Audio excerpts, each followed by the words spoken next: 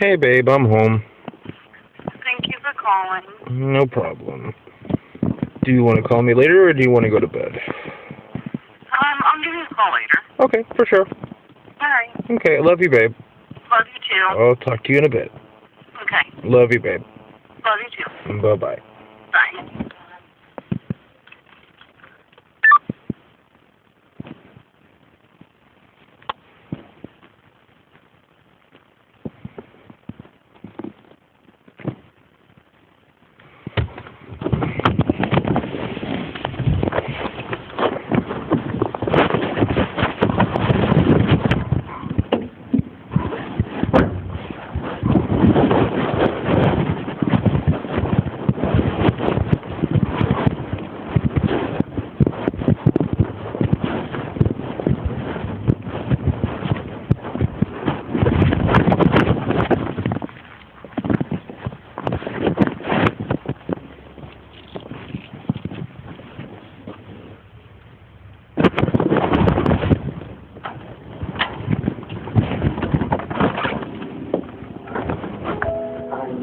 Hello. Hello. How's everything going?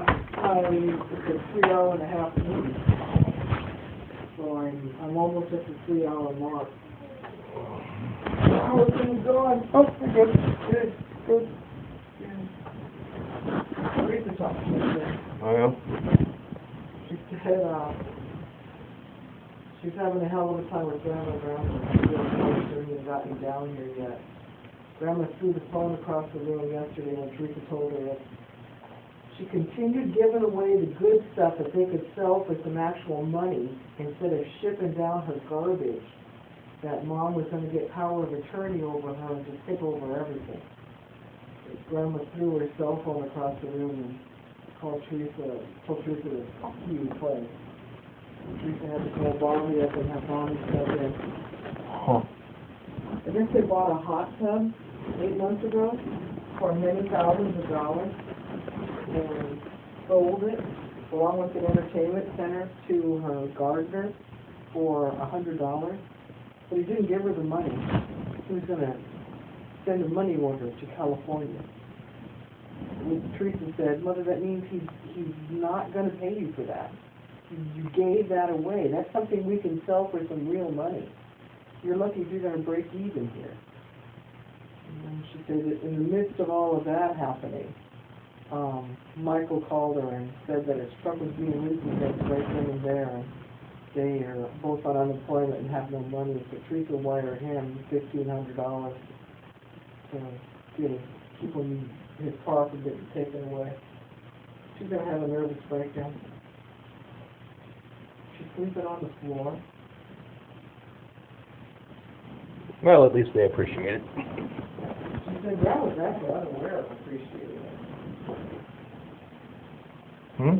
Who appreciated it? I was being sarcastic. Oh.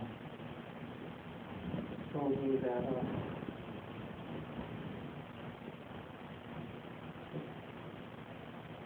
I like stuff. I don't know what the option was, though. Leave them there and let the state take care of them? They're the ones that moved away. Yeah, I know. I have to agree with you there. When you make a concerted effort to be apart from your family, you have made a concerted effort to be apart from your family. Yeah.